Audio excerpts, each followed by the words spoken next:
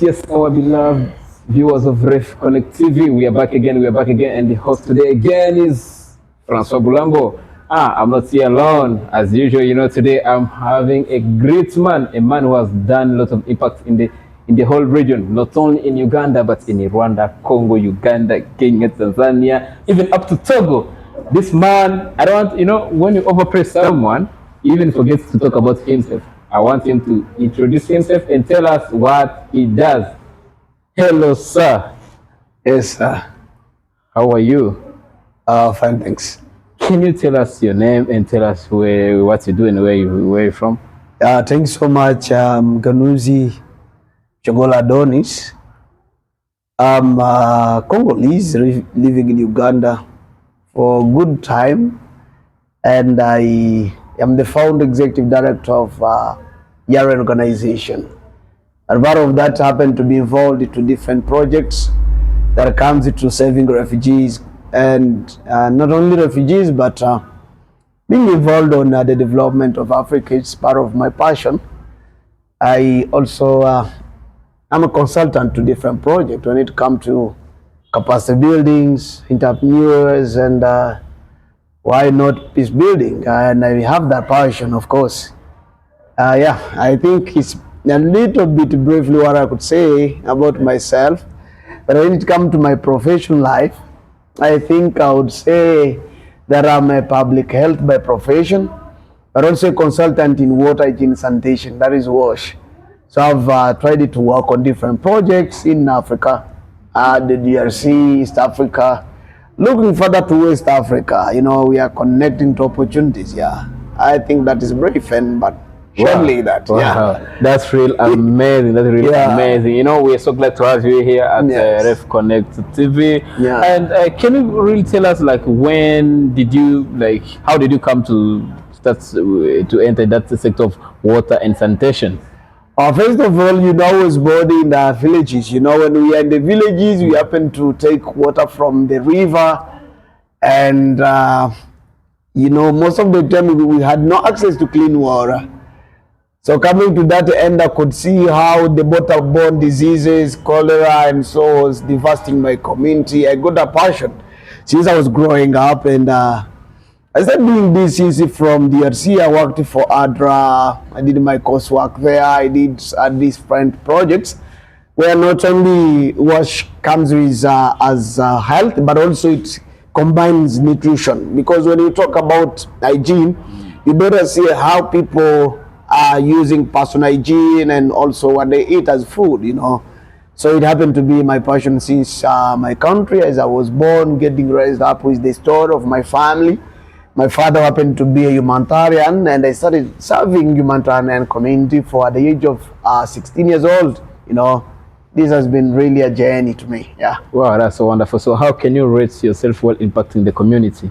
When you are doing an impact, we don't measure the effect of English we speak, but we measure the impact on the stories of people who have been transformed through us. And I may say that through capacity buildings, here and there, coaching one-on-one and guidance has encouraged very many young people, motivating. In Uganda, I've seen a number of people getting impacted on service aids. That goes into the number of thousands of people that I cannot count. Those have been on one-on-one trainings, and those who benefit the services and the project we have initiated so far. Wow, amazing. And you see, in the region, especially in East Africa, we're having a problem of large influx of refugees and slum areas. For example, in Kibera, in Nairobi, also Matare. When you go to Uganda, there is also Kamocha ghettos and those of Katwe. So, to you, how have you really tried to help such communities and refugee communities when it comes to sanitation and water? I think it is not on the level of helping. It's on level of advocacy, because there are things that you and I, as though you were interviewing me, but in terms of responsibilities, what you cannot do, but in terms of that luggage you have with you is to talk. For those who cannot be heard, for instance, happen to talk in different functions like events whereby I need to advocate about the climate change effects and the result for the future. I think those are the effects of urbanization that the government should take in place, and at least put the policies that are fitting to see the development, not only development but sustainable development that goes to long-term solutions.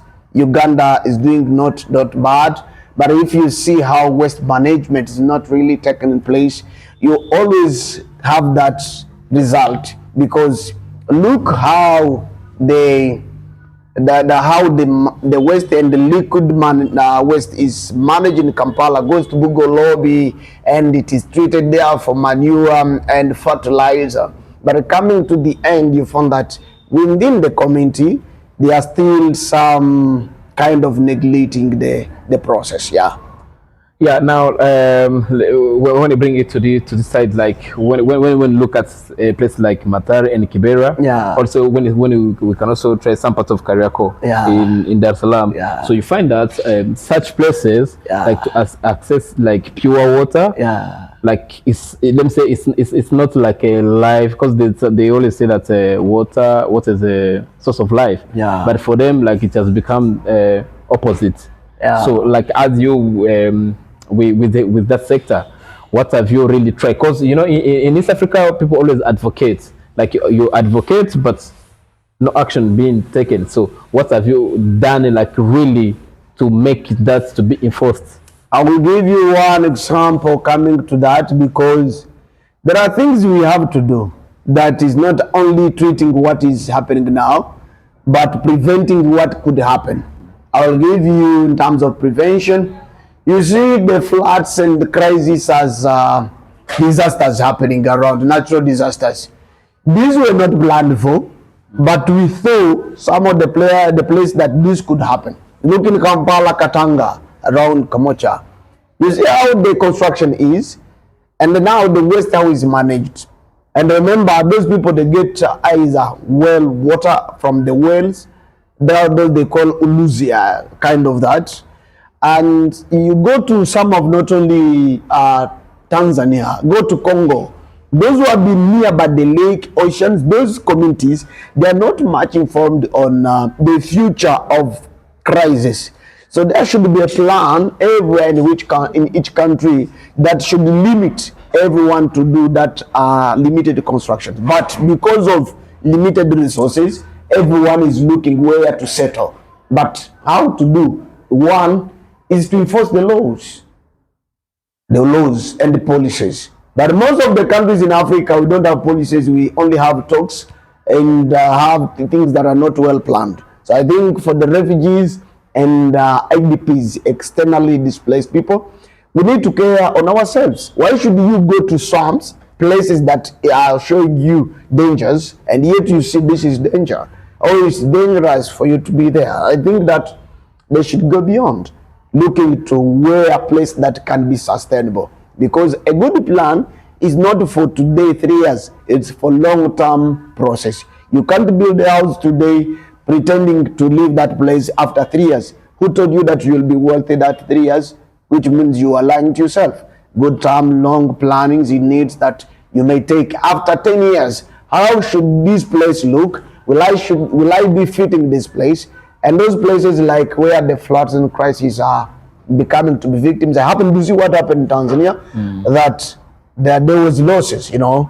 But the government is trying to come up and help, but that shouldn't be the place or the plan. The plan is urbanization and that development that fits for future engagement, that would not be to be now fighting for the current situation.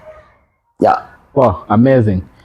So now remember that there are those mamas, sisters, and young people there who are watching this on Ref Connect TV. Good. And they don't have that power. So what's your, which kind of motivation or which kind of techniques can you really tell them? Because, you know, everything that you are saying here, people have said it before. And especially in Africa, it's very hard to be put in place. Like if you take a look to people who are so much in environment, in climate change, like they have come up with, especially those who are in agriculture, for them, they know that we can't help this, let me say, this farmer in irrigation farming, but they come up with some techniques like they put water into the bottle. They teach farmers how to be watering the farm by themselves. So which techniques can you also teach people who are suffering from shortages of pure water?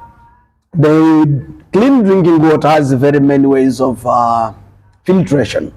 I happen to be the coordinator, project leads for Soki Tututu in partnership with Yaren organization back time in 2021 for all Uganda. And we had to distribute water filters to refugee schools and public places where owned by, OPM centers. And also we happen to do this in Kampala Central to some clinics and in the Eastern Bujiri district. We have been using Sewaya water filters. But the big challenge is, my brother, is that we all pretend to look for further resources that we may not afford. Because that's Suki to wire, Sewaya water filters, you need to pay for it. While, remember, in Africa, I still have this moringa tree that is still, I saw some of the solution using them. They just peel it and have those flour, use it, it cleans it, just filter water. And also remember also there is we can do it by our own. One is just cook water, boil water, and use it later. Or just buy these normal medicine, just put in some tablets. This will help you. But people do ignore to use those kind of simple principles that can help them. But also there is a way to use water harvesting. The water harvesting, most of the places you see those which are in the swamp places. Even if you go there to dig a well, that water is affected, is polluted, because it must be having different bacteria, not only bacteria, but you find it has limitation in terms of quality water testing, even water surveys. They come there, they can see, but that water either salty, either. So you have many assumptions that you can put there. But one more is to try to boil water, consume that is boiled. And if it is there for you to boil it, I think one of the very most other simple things is if they use wells water, they should be at least modernized. Put their charcoal, put their stones, at least construct it in a form of way how that water can be filtered. Put a little bit of some really kind adapted solutions when are not highly technological solutions. Just simple within our communities. Wow, that's real amazing and wonderful. Yes. Our beloved viewers of Ref Connect TV, we have reached at the end of our session. We've been here with Papa Adonis Muganuzi. Thank you so much and catch up next time. Bye bye. Ciao.